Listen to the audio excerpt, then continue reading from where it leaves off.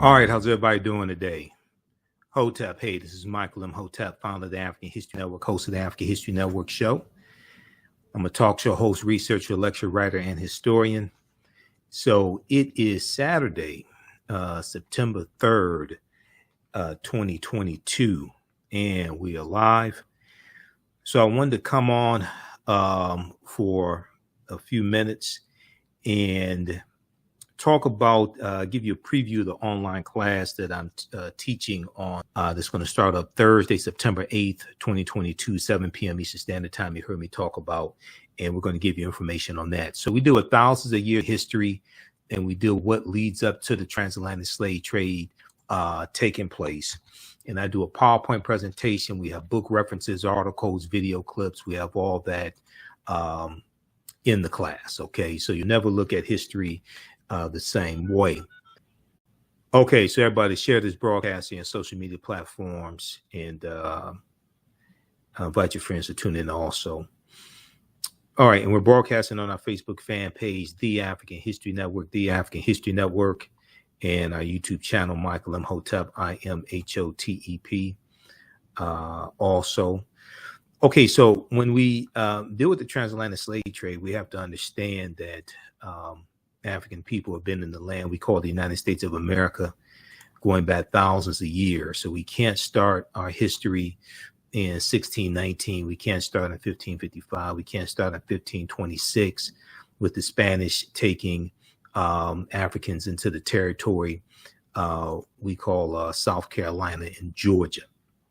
We have to deal with thousands of years of history that leads up to all of that taking place. All right. And I'm going to bring up the PowerPoint presentation here. And we have information here in the thread of the broadcast on how to register for the class. Okay. And as soon as you register, also there's bonus content that you can start watching also. All right. Well, the Clotilda was just found, Jacqueline. I don't know where you've been. People don't ask where is the Nina, the Pinta, the Santa Maria, or the Mayflower, but they ask where the slave ships are. But research the Clotilda because they found the Clotilda. I wish people do more research. All right. So let's look at this here.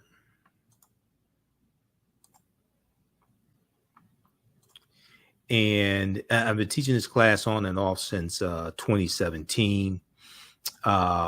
We can't start studying our history in slavery even when we study the transatlantic slave trade, which is important to study. We can't start in 1619. We know we just had the 403rd anniversary of August 20th, 1619.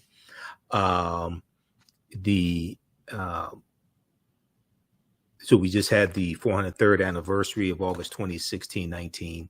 And I actually did a broadcast dealing with that as well. And even though 1619 is important to study, a lot of times 1619 gets overemphasized, okay, because there were African people here in this country going back tens of thousands of years ago.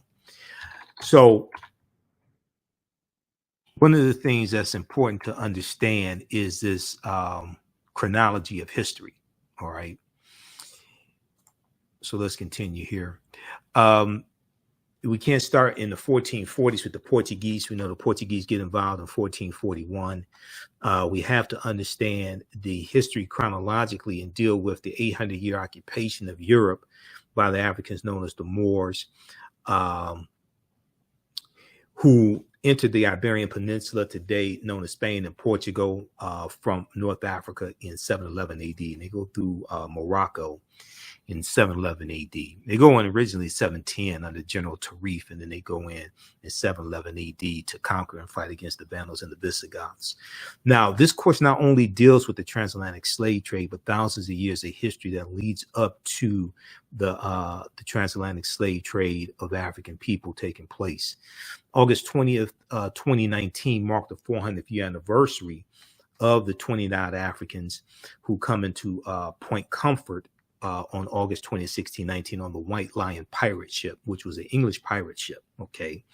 And these were the Kumbundu speaking people from present day Angola. They were captured. They were actually captured by a Portuguese slave ship, the San Juan Batista. Okay, the Portuguese slave ship had about 350 Africans on it, and they're going to be hijacked by two English pirate ships, the White Lion and the Treasurer. And the White Lion and the Treasurer, they come into Virginia in August of 1619, and they're in Point Comfort, Virginia, which was Hampton. It wasn't Jamestown, it was actually Hampton, Virginia. Now, the year of 2019 was known as the year of return, so that 400th year anniversary. As many African Americans reconnected to Africa and traveled to Ghana and other West African countries. When we discuss the transatlantic slave trade, we have to first understand that African people are the original people of North, Central, and South America, and have been in the land we call the United States at least 51,700 years ago.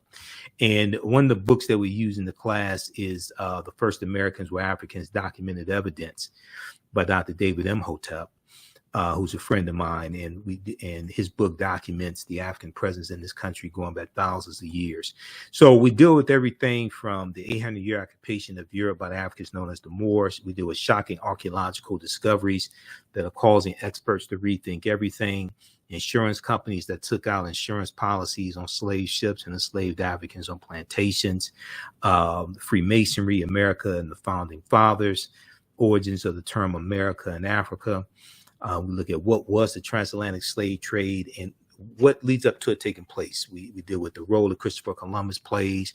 We look at people like Bartholomew de las Casas, Right Reverend Bishop Bartholomew de las Casas, who traveled on voyages with Columbus as well. And he's going to actually push for Africans primarily, but also some white people to be enslaved instead of Native Americans, because he said the Native Americans had suffered enough and they were trying to save the Native American souls. Okay, so you have Right Reverend Bishop Bartholomew de las Casas to thank for that. Now he's going to fight against the transatlantic slave trade after that, but it really, after the Asiento of 1518 and King Charles V of Spain, who's the king of Spain at that time, the Asiento de Negros is going to drastically expand the transatlantic slave trade. Okay, and so some sources that you look at will have the transatlantic slave trade starting in 1518, which is not correct, but they're looking at, they may refer to it as a transatlantic slave trade proper, because in 1518, when with the Spanish involvement in the transatlantic slave trade, the Africans are not going from Africa into Spain first. They're going from Africa directly to where they're going in the Spanish colonies, as opposed to stopping in Spain first. And we talk about the Asiento de Negros in the class because that is an important turning point in the transatlantic slave trade. That's even before the triangular trade was created. The triangular trade is going to largely be created and championed and used by the English. Okay, well, the English get involved in the transatlantic slave trade in 1562. When you look at this one here, when you look at this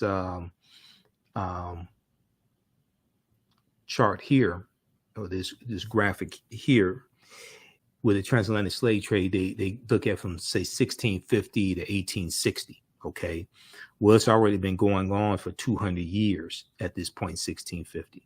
You'll see some other ones. I have some other ones that look at it starting at 1518. All right, well, 1518 is, 60 some odd years after it starts in 1441, right about 1441, with the Portuguese and Anton Gonçalves going into Mauritania and picking up 12 Africans. All right, so we'll look at things like work from Dr. David Imhotep and archaeological discoveries that show an African presence in this country dating back at least 51,700 years ago. In page 14 of his book, he deals with the discovery from Dr. Albert Goodyear in 2004, where they, in Allendale County, South Carolina, they found 13 different types of evidence that thoroughly documented African presence in this country dating back at least 51,700 years ago. Okay. And they found artifacts, architecture, campsites, footprints in lava, genetic M174 haploid groups dealing with DNA and genetics. They found skulls, skeletons, structures, and tools, 13 different types of evidence thoroughly documenting the African presence in this country dating back at least 51,700 years ago. Here's a picture of Dr. Albert Goodyear, and there was a good article from ScienceDaily.com that deals with his discovery from 2004. And there's still dispute over his discovery. So the archaeological establishment disputes his discovery. And what happens is when a lot of these archaeological discoveries are made, they keep having to push the timelines back. There's one that came out of Morocco in 2017 of Homo sapien skeletal remains that date back between 300,000 and 350,000 years ago, which was over 100,000 years older than the oldest human remains that they had, which was found in Ethiopia about 1974 or so, and that dates back about 195,000 years ago. Okay, well, the discovery in Morocco, when you read about that, and we deal with this in the class, when you read about that, they say that this is totally changing everything, and they have to push the timelines back, and they have to rethink everything and rethink migration out of East Africa much sooner than they originally thought. And, you know, so this is causing, when these discoveries happen, they cause the history books to be rewritten as well. So these are some of the types of things that we deal with in the course, okay? And I'm teaching another session of it on Sunday, September 3rd. So when you register for the class, you'll register for our new class. We have the information at our website, AfricanHistoryNetwork.com or theAfricanHistoryNetwork.com. But you can join us for the session we're doing on Sunday, September 4th, 2 p.m. Eastern Standard Time, because that's a class that is wrapping up. We only have 2 sessions left in the class. So you're going to get that as a bonus when you register for the new course. The new course actually starts up Thursday, September 8th, 7 p.m. Eastern Standard Time. But you're going to get these 2 sessions, the session that I'm doing on Sunday, September 4th, 2 p.m. Eastern Standard Time. You're going to get that as a bonus. Okay, so the name of this article here is New Evidence Puts Man in North America 50,000 Years Ago.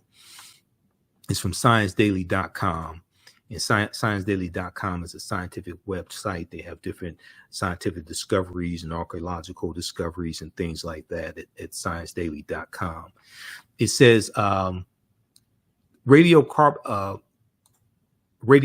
tests of carbonized plant remains where artifacts were unearthed last May along the Savannah River in Allendale County by University of South Carolina archaeologist Dr. Albert Goodyear indicate that the sediments containing these artifacts are at least 50,000 years old, meaning that humans inhabited North America long before the last ice age, meaning that humans inhabited North America long before the last ice age.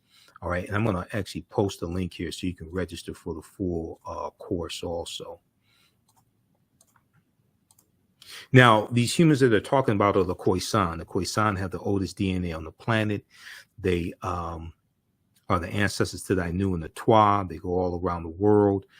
These are the short-statured Africans. They were here in the land we call the United States of America also.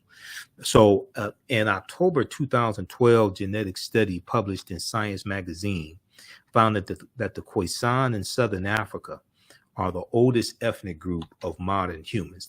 The Khoisan in southern Africa are the oldest ethnic group of modern humans, with their ancestral line originating about 100,000 years ago. The Khoisan, formerly called by the derogatory term Bushmen, are genetically unique, and no other currently known population had separated so early from our common modern human ancestor, according to the report. Now, here are a couple of Khoisan women. Okay. And the Khoisan live mainly in southern Africa, in territory spanning Namibia, Angola, Zambia, Zimbabwe, and South Africa. And let me pull this up here so I can post it's coming up. So I can post the link. We have the link also here in the thread of the broadcast. They are largely divided into two groups, hunters and gatherers, known as the Sans people, and keepers of livestock, known as the Khoi people. The Khoisan languages include the distinctive clicks, the distinctive click sounds, the click language, that are not found in the languages of their neighbors. Okay. And there's a good article from AtlantaBlackStar.com, 5 ethnic groups that prove the first humans were Black. 5 ethnic groups that prove the first humans were Black. So we deal with a lot of these different ancient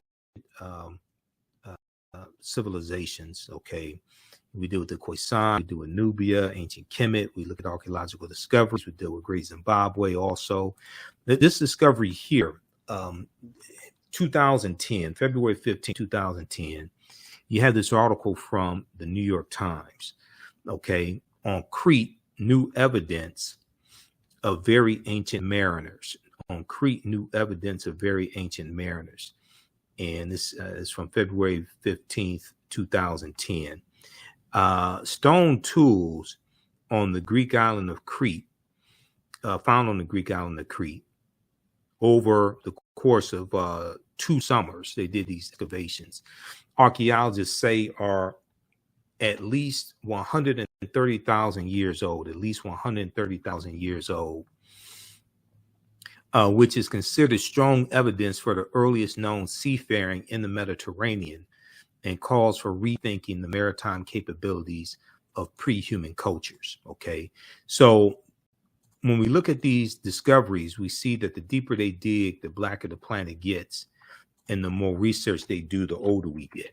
Okay, and these archaeological discoveries are causing the archaeologists, the paleontologists, the scientists, all of them to totally rethink everything and challenge a lot of their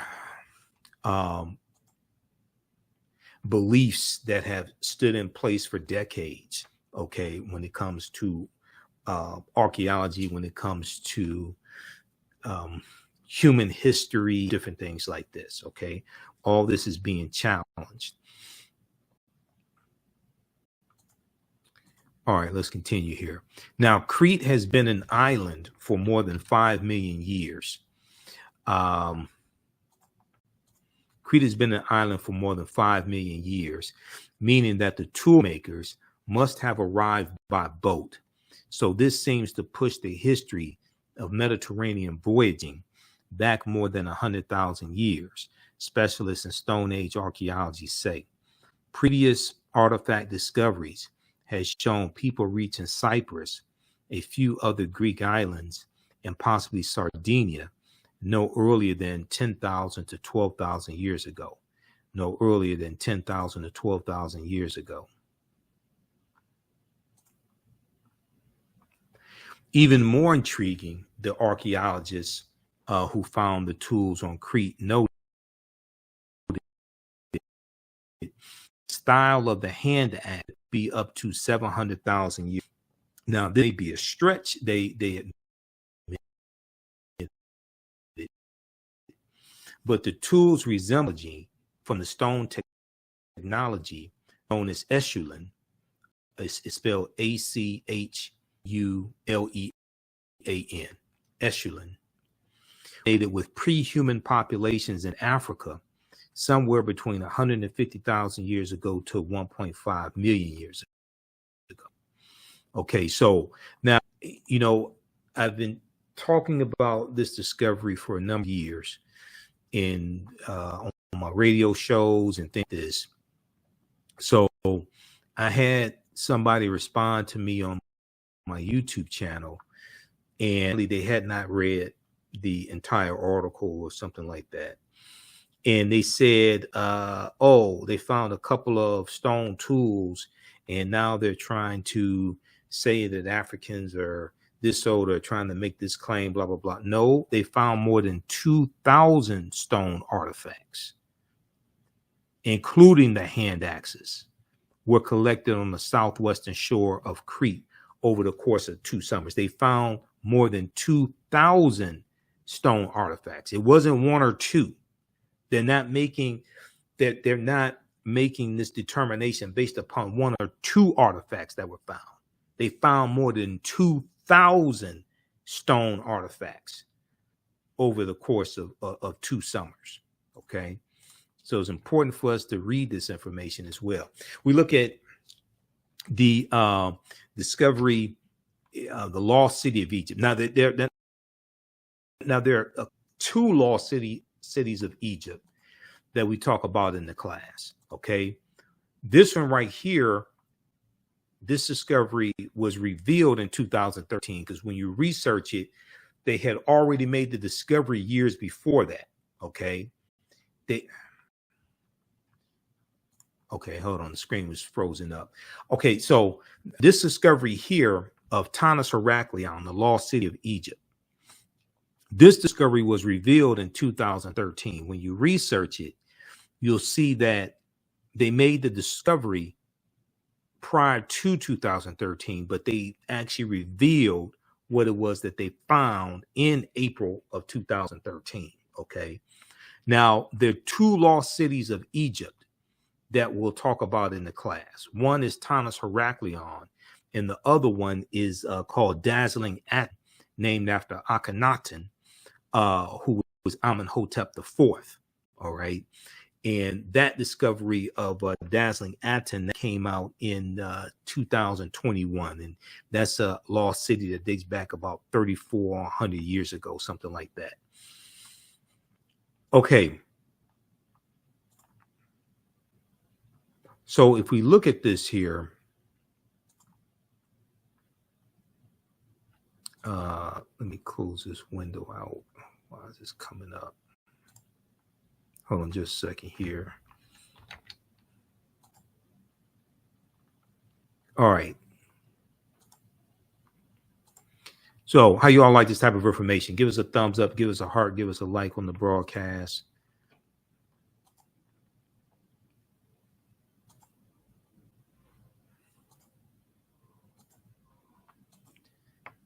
I'm trying to see, why is this freezing up? Hold on.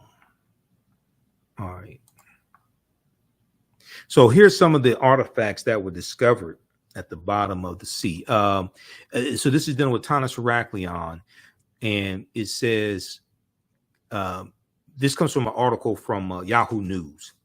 Now, the other articles dealing with this, other publications had articles dealing with this. I cited the article from Yahoo News. They picked up this story from the Telegraph, which is a United Kingdom publication. Okay, sunken Egyptian city reveals 1,200-year-old secret. Sunken Egyptian city reveals 1,200-year-old secret. Secrets. The Telegraph reports that 150 feet beneath the surface of Egypt's Bay of Abu Qir, they found 64 ships, 16-foot tall statues, 700 anchors, countless gold coins, and smaller artifacts. Now, the lead archaeologist was Frank Gaudillo on this expedition. Frank Gaudillo estimates that Tanis Heracleion was built around 8th century BC. Okay, so, and these are some of the statues that they found, some of the artifacts, just a few of the things that they found down there. All right. And then we look at the lost city of Egypt as well. This is dealing with Dazzling Aten. also. So we go throughout and look at different periods of history. Of course, we deal with the 800-year occupation of Europe by the Africans known as the Moors. And then we look at the African influence here on the U.S. as well, okay, which is extremely important also, the African influence on the U.S. The layout of Washington, D.C. is a copy of the layout of ancient Kemet. And Egypt on the Potomac, Tony Browder deals with this as well, okay? And Egypt on the Potomac is one of the books that we reference in the class also.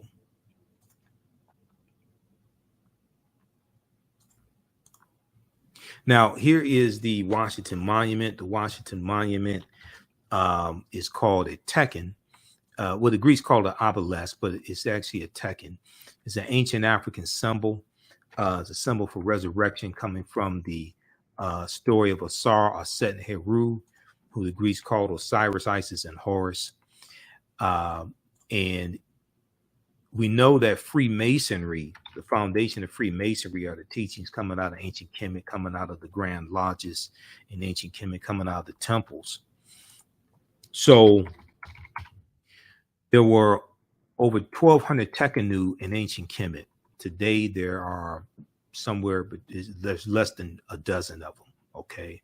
Let's put it like this. There's less than a dozen of them. I'm going to post a link here to register for the courses. Register for the course, and when there's some bonus content that you'll get as well. So you can register for that now. We do the sessions live. All the sessions are archived and recorded. You can go back and watch anytime. And also we have the information on the homepage of our website, theafricanhistorynetwork.com, theafricanhistorynetwork.com. And let me pull up the, we've got the website up here. If you go to our old website, africanhistorynetwork.com, it'll direct you to the new website.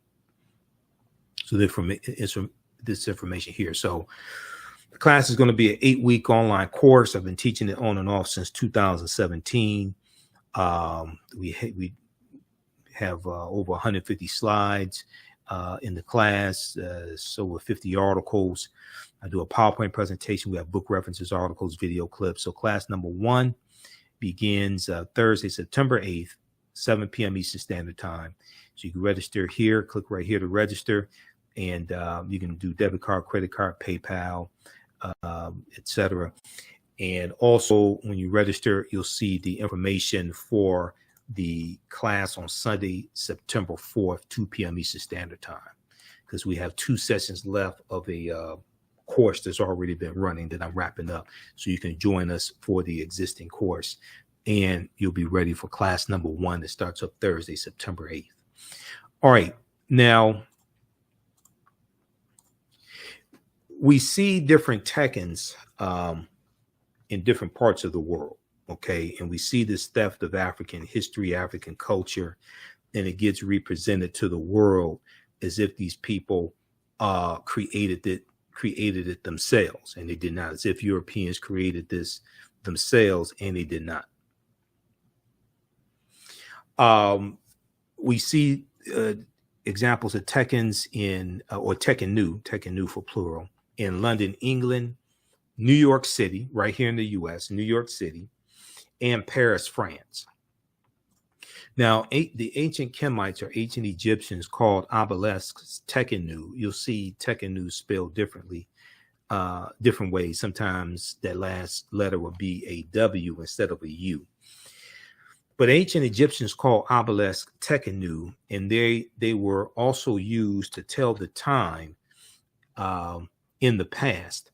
Now, their pinnacles were basically covered in gold to reflect the sunlight. Historians say that obelisks represented immortality and eternity. They represented immortality and eternity, and their long structure helped connect the heavens and the earth.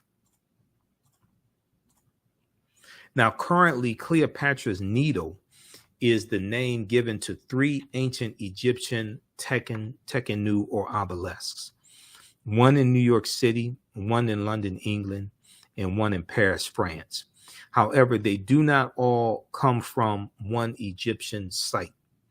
The obelisks in New York and London are carved out of red granite from the quarries of Aswan, a major source of stone for Egyptian antiquities.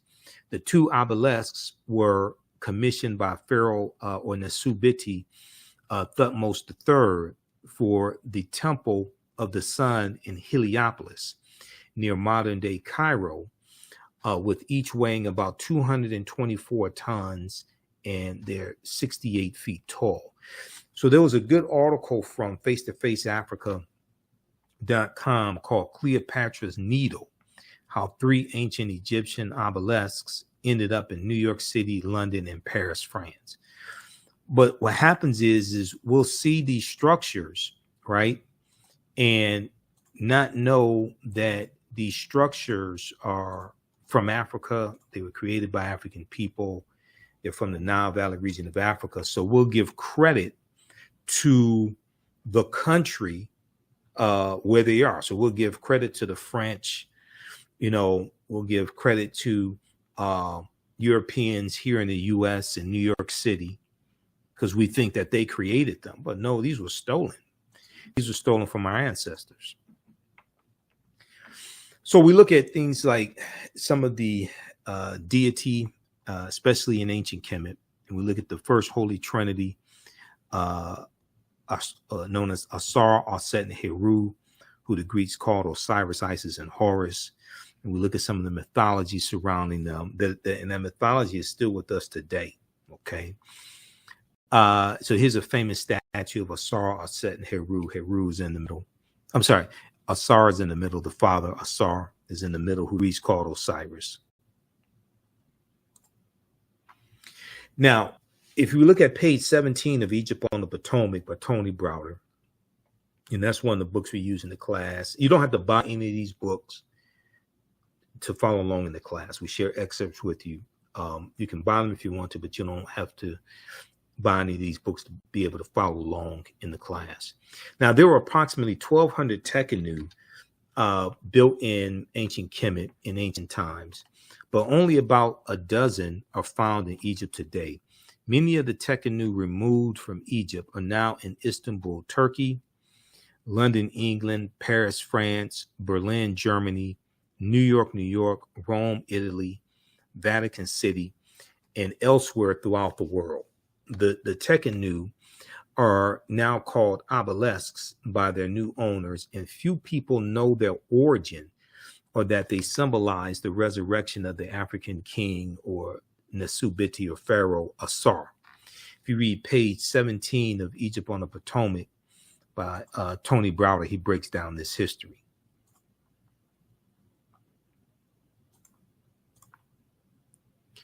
All right, so this is some of the type of information we deal with. We look at the Black Madonna and Child coming from Asar, Aset, and Heru, coming from Aset and Heru. The Greeks call them Isis and Horus. Heru was the first Christ or Christ, because the word Christ comes from Christos, which means anointed, which comes from the Kemetic Ka-rest, which means the rising of the spirit. Ka meaning spirit, rest meaning to rise. And we see in the mythology that Asar, after he is killed, Asar is resurrected after he is killed by his brother Set. He's cut up into 14 pieces. 13 of those pieces are recovered, and we see that Asar is going to be resurrected. Set puts the 13 pieces that are recovered back together and resurrects her husband, and his death is going to be avenged by his son Heru, who kills his uncle Set. Okay, and we see that this is also going to form the foundation of the movie Star Wars, because George Lucas was a big he studied mythology. His mentor was Joseph Campbell. Joseph Campbell wrote the book The Power of Myth. And in an interview that Bill Moyers did in 1999 with George Lucas, who created Star Wars, George Lucas talks about the power of myth. He talks about the impact that Joseph Campbell had on him and the mythology that Joseph Campbell shared with him. The mythology of Star Wars with George Lucas, the struggle between heroes and villains and the influence of a higher force are the essence of mythology and resonate within all cultures, providing storytellers with a natural framework for spinning tales. Okay, so we'll look at things like Freemasonry. The word Mason is derived from the Latin words mass and sun. Mason means child of light and expresses the desire to pursue light, which is a metaphor for the sun, which symbolizes knowledge.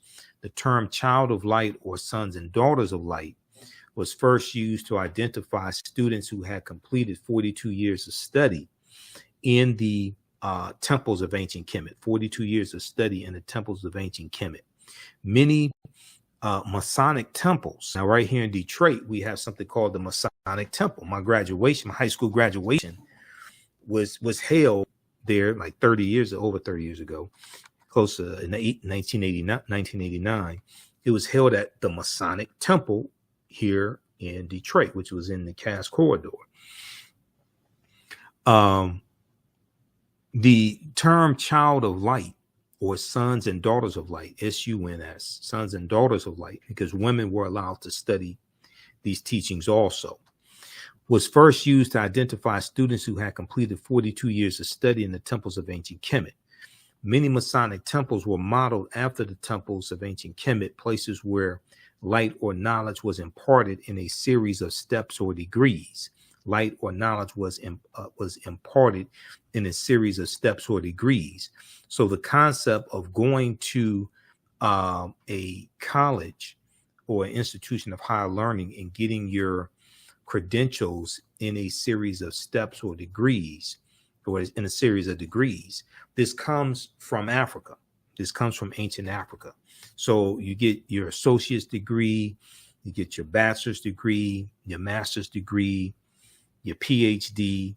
Okay, that's an ancient concept, and the concept of liberal arts colleges comes out of the Nile Valley region of Africa as well.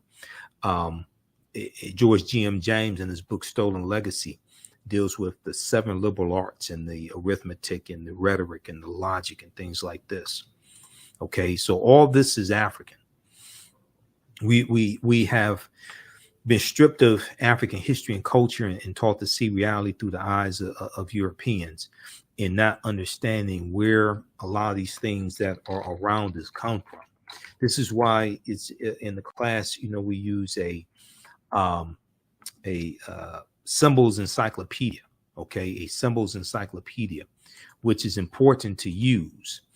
And the reason why is because we have to learn how to decode these different symbols that are all around us. So a symbols encyclopedia is very, very important. And I'll show you the one that I use here in just a second. Let me pull this up here.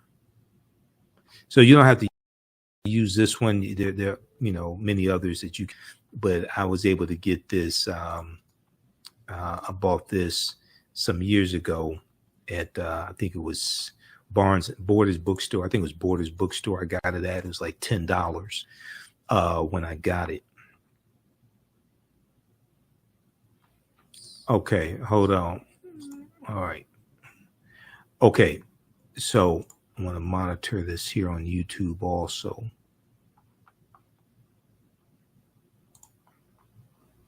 All right, so this is the Signs and Symbols is the name of it.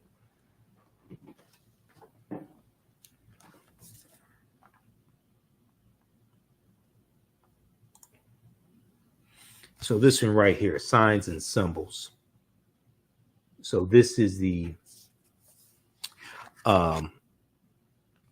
symbols dictionary, symbols encyclopedia that I use. And it's in full color. when you open it up, the first page, it has Heru on it, straight out of ancient Kemet. Okay. You look at the cover, you see symbols from the metal netter on it. You see a pyramid. You'll see the caduceus, which is the universal symbol of medicine that comes out of Africa. That comes from the staff of Dehuti.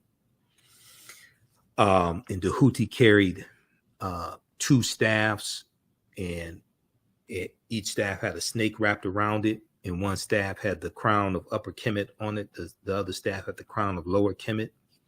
And then you're going to have Hermes, which was worshipped by the Greeks, the deity of the Greeks. Hermes has a staff that's similar to the one that Dehuti has, the 2 that Dehuti has. And then Mercury, who's worshipped by the Romans, he's going to have the symbol of the caduceus, which is a combination of what Hermes had and Dehuti. Okay, so when you see the universal symbol of medicine, you're looking at African symbolism.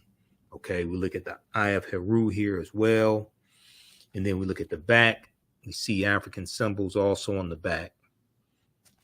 Okay, also, in the middle here, you see the Ankh, the African symbol of eternal life, or the African key of life, the Ankh, Ankh. And we know these temples where the learning, the teaching was taking place in ancient Kemet, the temples were called Per-Ankh, okay, the house of life. So we see Africa on the front and back, and then we open it up and we see, it's a full color. All the pages, the pictures, all this is full color. Okay, and it goes through, it decodes, explains over 2,000 symbols from all around the world. Decode the secrets and uncover the origins and meanings of over 2,000 signs and symbols, from ancient hieroglyphs to modern day logos. Okay, so this one was, I think this was $10, something like that. This is put out by Covent Garden Books. It's put out by Covent Garden Books. Okay, that's the publisher. And this is Signs and Symbols. So there may be other symbols encyclopedias you get. This edition came out in 2011. There may be other symbols encyclopedias that you get, but you definitely want to have one.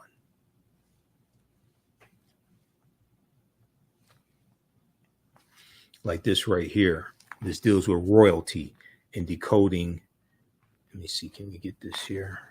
This deals with royalty and decoding symbols of royalty from different cultures. We see the sarcophagi here, the pharaoh. This is sarcophagi of Tutankhamun, King Tut, right here. All right, so we have to be able to decode the symbols that are all around us. This is a really good one because there's a index in the back, so it makes looking up information easy. The index is really small. I mean, but the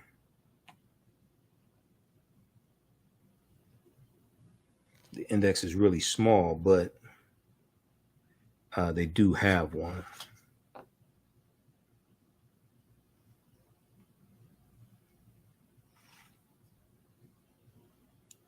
All right, let's continue here. How's everybody doing?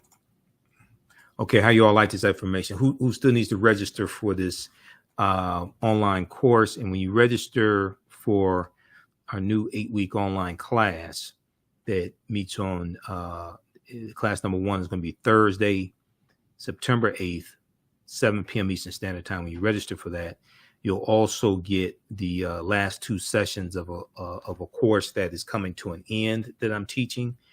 And we have the next session of that course on Sunday, September 4th, 2 p.m. Eastern Standard Time. So you'll be, when you register for this new course that starts up, you'll be able to join me in the for the session on Sunday, September 4th, 2022, 2 p.m. Eastern Standard Time. So we have the link here in the thread of the broadcast, so you can register for the class. All right, now Masonic temples are considered houses of light or temples of learning.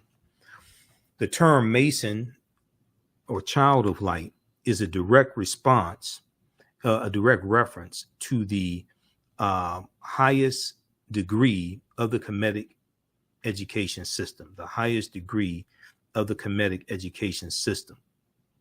The 33 degrees of instruction within Masonry represent a fraction of the 360 degrees of instruction that comprised the Kemetic system of education. Yet with less than 10% of the wisdom of ancient Kemet, Freemasons have held positions of influence and power throughout the world for over 200 years. So you look at page 33 of Egypt on the Potomac Browder, and he deals with that type of information. So then we'll look at the Black Madonna and Child, which is important to really understand because Europeans are worshiping the Black Madonna and Child even before the Moors go in 711 AD. And the statues of the Black Madonna and Child still throughout Europe today. And you'll see, and from the Black Madonna and Child, then we get the decolorized version of the white Mary and Jesus. Once you have a rise in in European powers and they're coming out of the Dark Ages, and you go into the 1400s, they're starting to conquer people's lands. The Moors are losing control in Europe. Then what you're going to see is you're going to see a rise in the European phenotype as you see a rise in European powers. You're going to see traditional images that were African reinterpreted as European.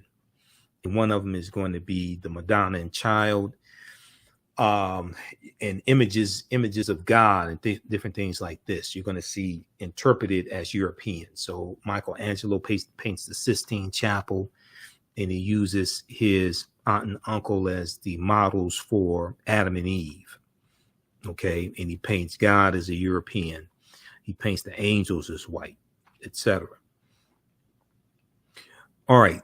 So this is the Sphinx, what the Greeks call the Sphinx, which is really Heramakhet or Heru on the horizon.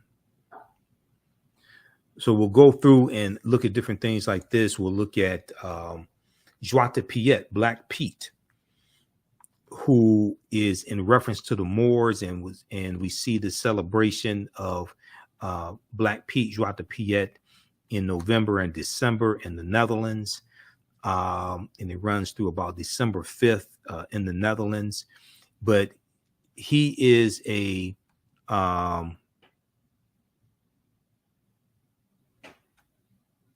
he is a Moor that is a servant in some versions of the story. It says a slave to center class, and center class was a religious figure in amongst the Dutch. Okay, now center class in Dutch means Saint Nicholas, and you see center class with the long white beard and the red and white cape. His colors, he wore red and white. He's a precursor to Santa Claus. Okay, Santa Claus means Saint Nicholas. And when the Dutch come to this country in the early 1700s, they bring the celebration of center class with them. And Sinterklaas gets transformed into the secular figure of Santa Claus. Now, it's going to be the a cartoonist named Thomas Nast, N-A-S-T. Thomas Nast is going to be the one who transforms Sinterklaas into the secular figure of the jolly fat fellow in the red suit known as Santa Claus. That transformation is going to be basically done by Thomas Nast. Then you have the poem, A Visit from St. Nicholas by the Reverend Clement Clark Moore. "'Twas the night before Christmas, and all through the house not a creature was stirring, not even a mouse." That's from Clement Clark Moore. And that story is also helps to push the secular figure Santa Claus, and it introduces the reindeer also. Okay. But we're going to see that those stories in Santa Claus, that comes from largely the Netherlands and amongst the Dutch. But we're going to see the dehumanization of the Moors practiced in this celebration, because there's a parade that takes place throughout the Netherlands, and you have Europeans who dress up as Black Pete, and they put on blackface, and they put on red lipstick and wear Afro wigs to imitate Black Pete. Okay, Joie de Pied. Now, over the past, I would say probably about the past 10 years, and especially in the past couple of years, because of the killing of George Floyd and the international movement towards like social justice and racial justice, but pretty much over about the past 10 years, there has been an increase in press surrounding the celebration and the parade of Joie de Pied. Okay. So this article right here from Washington Post, Sinterklaas and Joie de Pied, why a holiday has me talking to my kids about blackface. Sinterklaas and Joie de Pied, while a holiday has me talking to my kids about blackface. This is from December 4th, 2018 by Tracy Brown Hamilton. So here you see this is part of the parade, okay?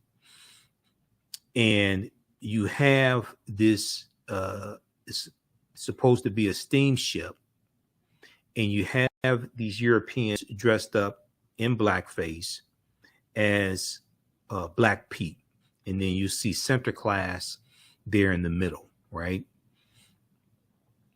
Okay, so if we look quickly here at this article, it says the tradition is this: on the second Saturday of November, Joie de Pied, or Black Pete, arrives in the Netherlands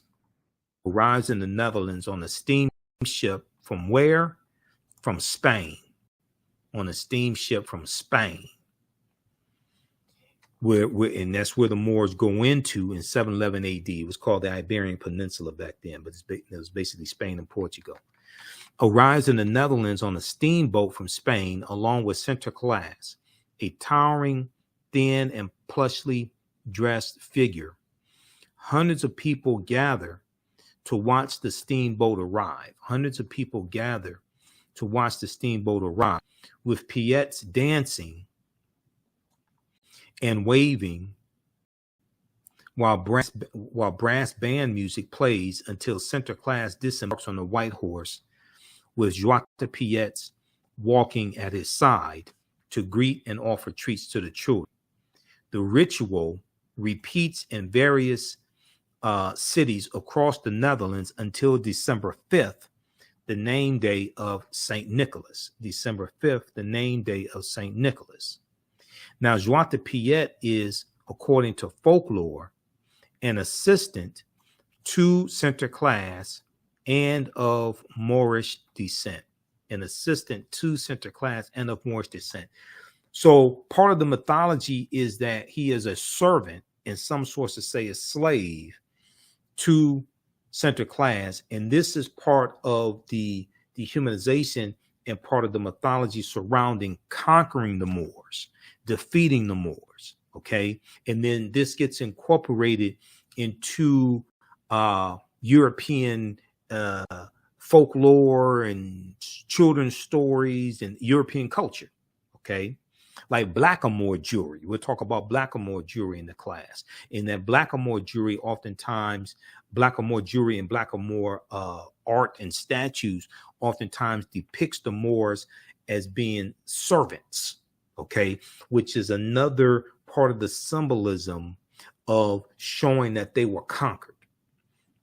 Now, traditionally, since Joan de Piet's first appearance in a children's book in 1850, so you can introduce these dehumanizing images in stories to children, and what this does is this really programs how they see African people, and it conditions them to see African people as being subservient and being conquered and things like this.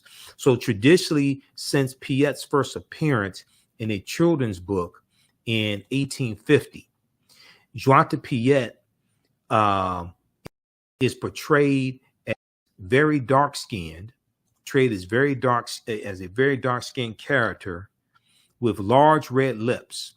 Joan de Piet is portrayed as a very dark-skinned character with large red lips, curly black hair, and giant hoop earrings. So these Europeans will put on Afro wigs, okay, and put on lipstick, okay, red lipstick. And let me see if we see it. If we can see it here. You see them with the red lipstick on, Afro wigs, blackface. This is going on right now. This happens now, and then we're going to see this between November and December. Usually each year, you'll see stories about this taking place in the Netherlands, and you'll see story protests taking place, because every year between November and December, I see stories dealing with this. Now, when Joan de Piet's appear in person, they are portrayed by volunteers in blackface. Unlike Santa Claus, who comes one night a year, Sinterklaas and Joan de Piet stick around for a few weeks, leaving presents for children's shoes left out by the fireplace each night. Okay, now,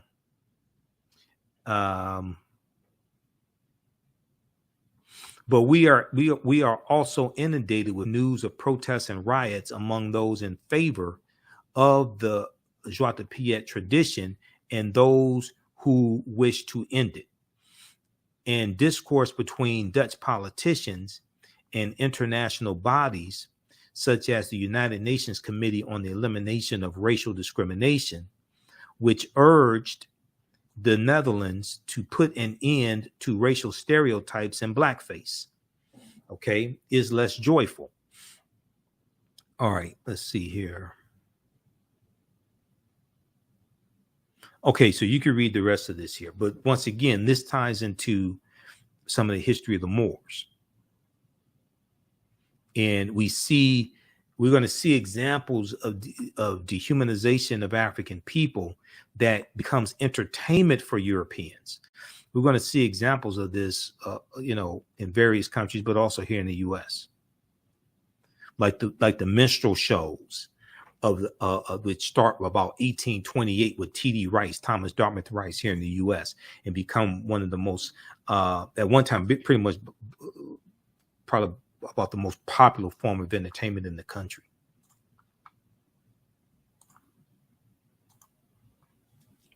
Okay, let's continue here. All right, how y'all like this type of information? Who still needs to register for this online class? So we have a new course starting up Thursday, September 8th, 2022, 7 p.m. Eastern Standard Time. It's going to be a 8-week online course. Now, I'm teaching I have a section of this course that's coming to an end, and we have 2 classes left. The next class I'm teaching is next session of that course I'm teaching is Sunday, September 4th, 2 p.m. Eastern Standard Time. So that course is coming to an end. When you register for our new course that starts up Thursday, September 8th, you'll be able to join us in the Sunday class, okay, for the section that's coming to an end. And we do the sessions live. All the sessions are archived and recorded. You can go back and watch them anytime, okay? So a year from now, 2 years from now, you'll be able to go back and watch the entire course. You don't have to be present in the class, because as soon as the class is over with, as soon as we complete a session, within about 10 minutes or so, it's available on demand.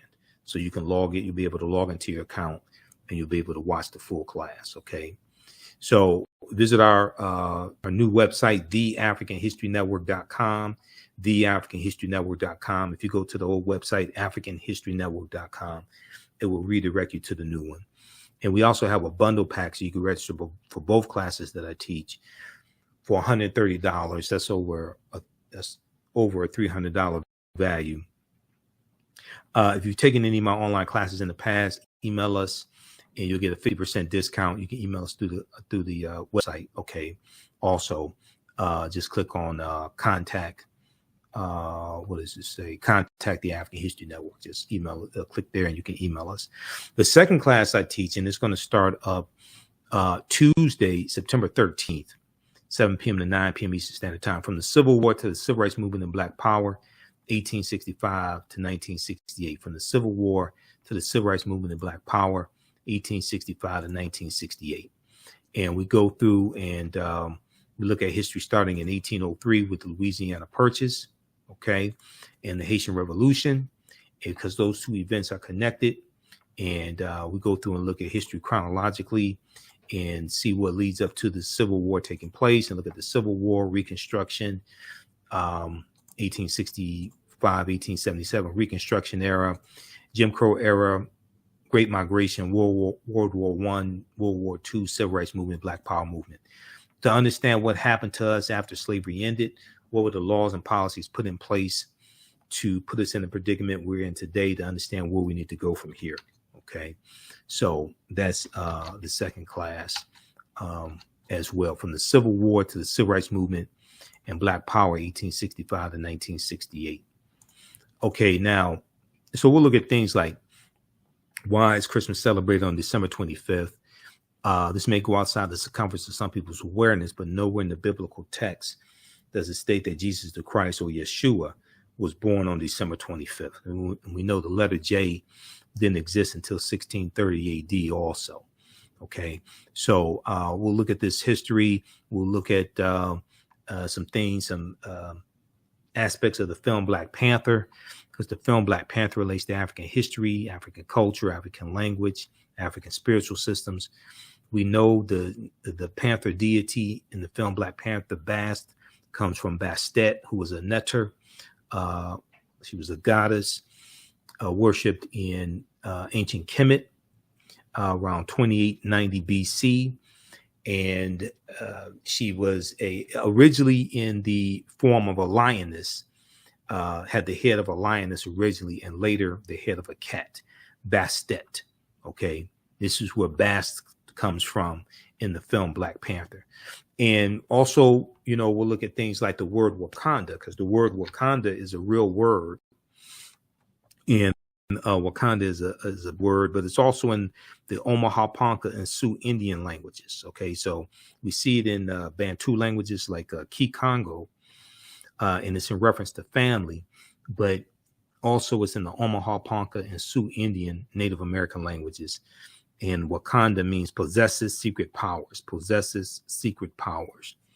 which sounds a lot like Black Girl Magic to me. In Wisconsin, there's a Wakanda water park. a Wakanda water park in Wisconsin. It's spelled Wakanda. It's been there for decades. Okay, it didn't just come into existence when the movie came out in 2018. We'll talk about Hannibal Barca and the Carthaginians and the Punic Wars, the 3 Punic Wars as well, and the fight against Rome, and Publius Cornelius Scipio Africanus. We'll deal with the fact that Africa is not named after Publius Cornelius Scipio Africanus. People have it backwards. He took his surname after the Battle of Zama in 202 BC, after he conquers Hannibal Barca. And Africanus means belonging to Africa. Africanus is Latin. It means belonging to Africa. So we'll look at Carthage some as well. We'll look at Carthage. We'll look at the Kingdom of Great Zimbabwe. We'll look at the 3 great West African kingdoms of Ghana, Songhai, and Mali. Axum as well. So we'll look at these different civilizations, these different empires. We'll go through and look at some of the history of the Africans known as the Moors, and going into the Iberian Peninsula and settling in the southern portion of Spain that they call Al-Andalus. Okay, and they go on in 711 AD. And we'll look at Tariq ibn Ziyad as well, who is going to lead his troops in 711, and where they land Iberian Peninsula, they land at a rock promontory, and they call it Jebel Tariq. Jebel Tariq, which in Arabic means Tariq, it means Tariq's mountain. Jebel Tariq, translation is Tariq's mountain, and this is where Gibraltar comes from. Okay, Gibraltar, that word Gibraltar comes from Jebel Tariq. So when you hear the Rock of Gibraltar, this is something named after an African man. It's named after Tariq ibn Ziyad. Okay. And we're going to see that Tariq also goes on takes his cavalry into the Spanish city of Toledo. And within months' time, Tariq ibn Ziyad had effectively terminated European dominance of the Iberian Peninsula. Okay, and we're going to see him go into Toledo and some other cities there as well, and to conquer. All right, now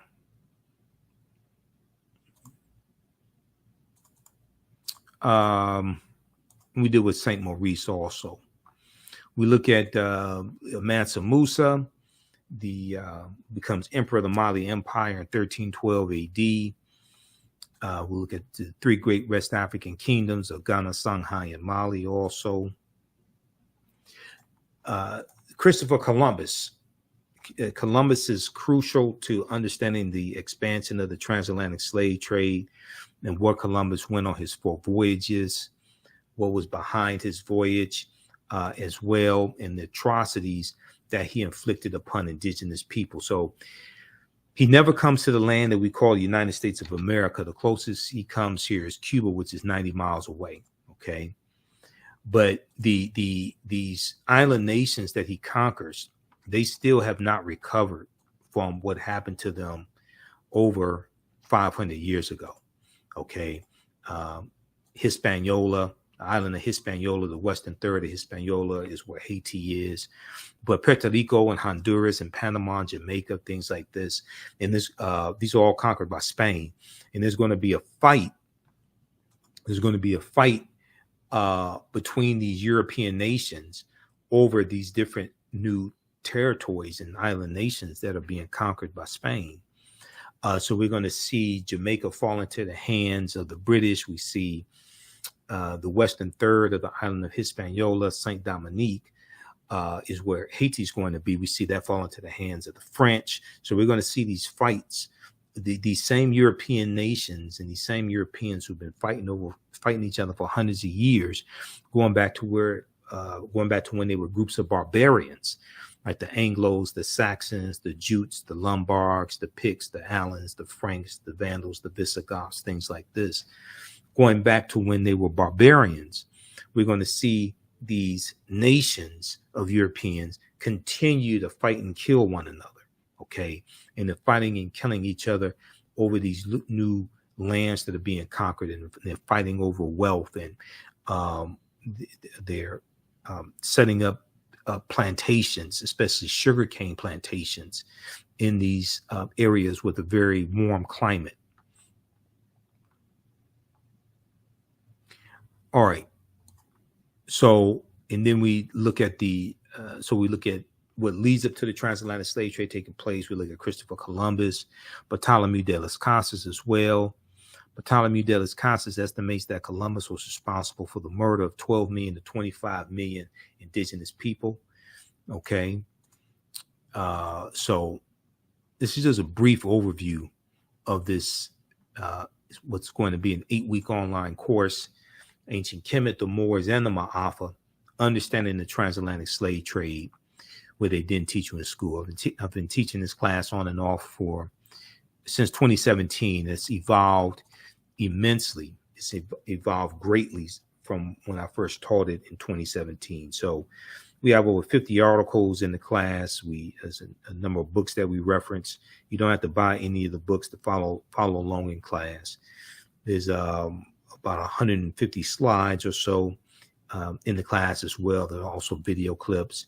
We look at what was the transatlantic slave trade and go through and look at this step by step.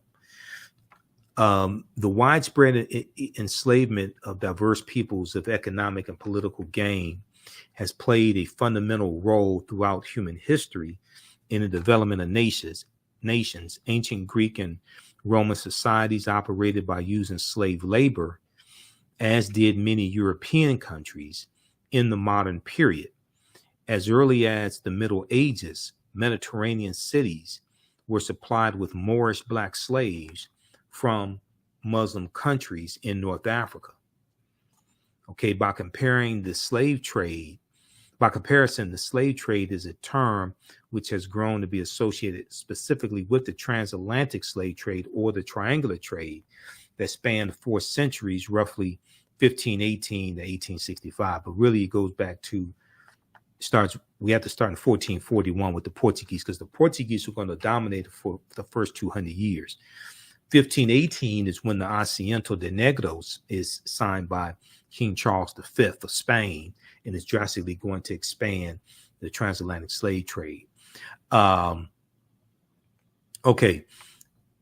Triangular trade that spanned 4 centuries, roughly beginning 1518 and 1865, involved 3 continents, Europe, Africa, and the Americas, and was responsible for human suffering on an unprecedented scale.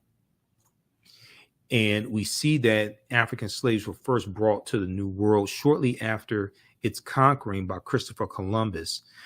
And we see that right around 1501, the Spanish are going to start bringing Africans into these territories, okay, like Hispaniola.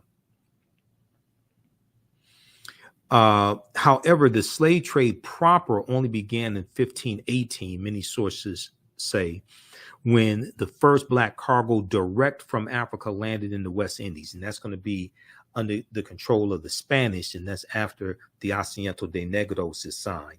Now, the importation of African slaves to work in the Americas was the inspiration of the Spanish bishop Bartholomew de las Casas, whose support of African slavery was motivated by humanitarian concerns. Bartholomew de las Casas argued that the enslavement of Africans and even some whites, proving that in the early period, slavery did not operate according to exclusive racial demarcations. They were still enslaving some Europeans, but they're going to increasingly shift over to African people. Bartholomew de las Casas argued that the enslavement of Africans and even some whites would save the indigenous American Indians or Amerindian populations, which were not only dying out, but engaging in large-scale resistance as they opposed their excessively harsh conditions. As a result, King Charles V of Spain agreed to the Asiento, or slave trading license, of 1518, which later represented the most coveted prize in European wars, as it gave to those who possessed it a monopoly in slave trading. Okay, so we'll go through and look at this history also So this is a deep course. This is an 8-week online course that I teach. Ancient Kemet, the Moors, and the Ma'afa, understanding the transatlantic slave trade, what they didn't teach you in school. We'll look at thousands of years of history, what leads up to the transatlantic slave trade taking place. We'll look at this history chronologically, okay? So you can register for this online course right now.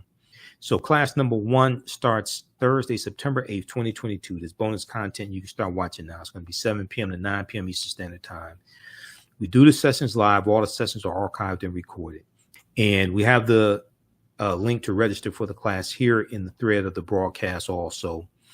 I'm going to post the link here again on the thread of the broadcast, and it's also in the description here as well, and at our website, theafricanhistorynetwork.com. So the class is regularly $130. It's on sale $80. You can use this information with your children. I would say the content is PG-13, okay?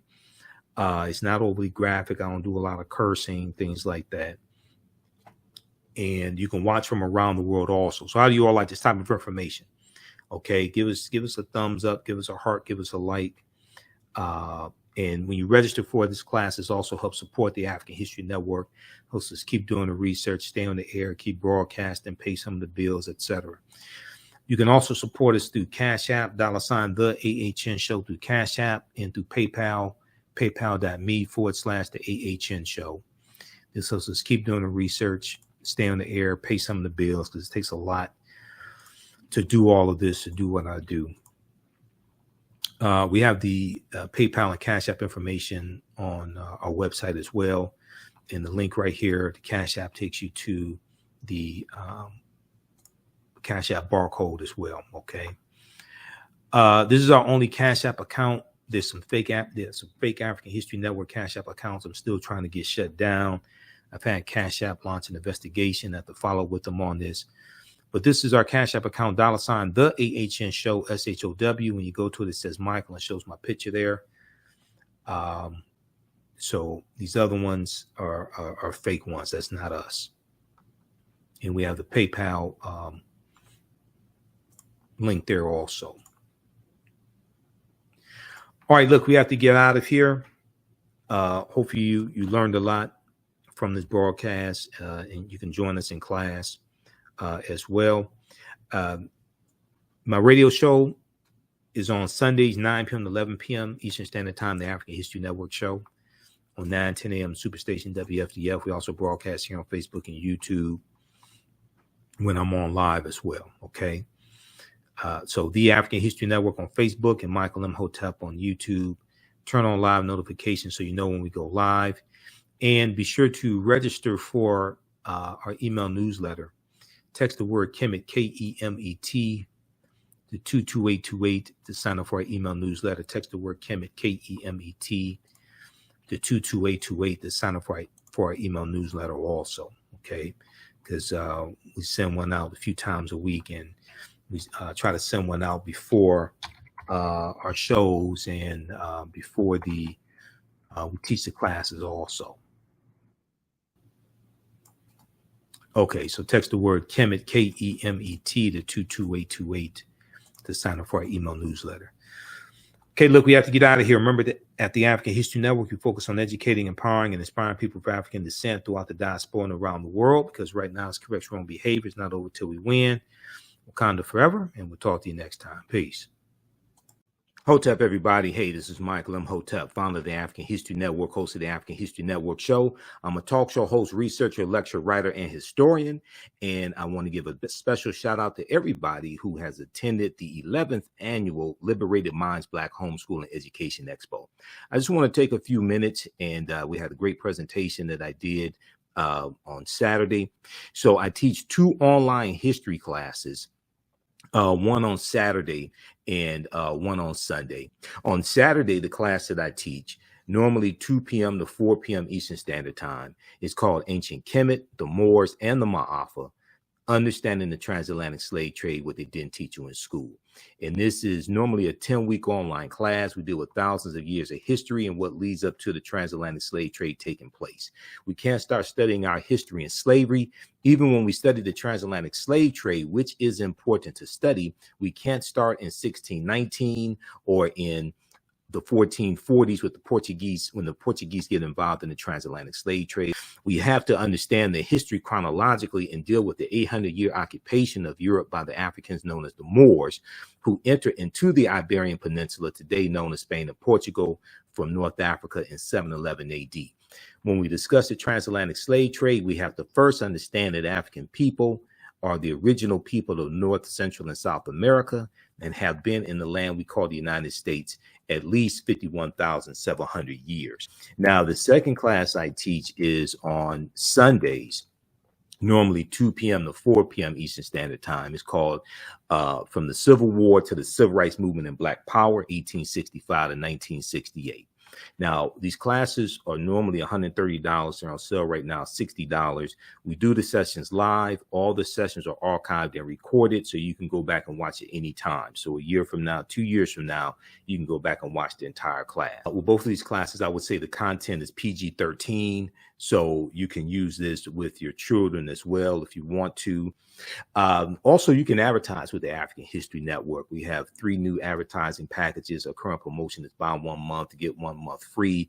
We have 1 million followers at our Facebook fan page, the African History Network. And with our platinum package, we'll take out ads on our Facebook fan page for you as well to help maximize your advertising campaign. And we take your 30-second and 60-second commercial, we put into the rebroadcast of our shows, and also into the audio podcast of our shows as well. We only have 20 advertising slots because we have a finite amount of advertising space. Email us at ahnshow@theafricanhistorynetwork.com, ahnshow@theafricanhistorynetwork.com, or call us 313-462-0003. All right now it's correct wrong behavior. It's not over till we win. Wakanda forever, and we'll talk to you soon. Peace. Hello, African History Network family. You've put it off for way too long. Now it's time to act for your family, your future, and the next generation. Get life insurance for that peace of mind and security for you and your loved ones. Build your financial foundations starting today. Your independent agent at Fortified Trust Life Brokers, with over a dozen strong A-rated life insurance companies to offer you the life protection you need when it comes to final expense, term life, whole life, mortgage protection, annuities, and more. They're currently licensed in Alabama, Georgia, and South Carolina. Don't let a pre-existing health condition hinder you from getting life insurance. You can get the affordable coverage you need today. Life insurance is only the beginning. Email them at Fortified Trust Life for a free fact sheet explaining the 5 basic building blocks for a strong financial foundation. It's their gift to you to help you fortify your future. Email them at fortifytl828@yahoo.com or call them at 706-339-5096 and leave a message. Fortify your future today.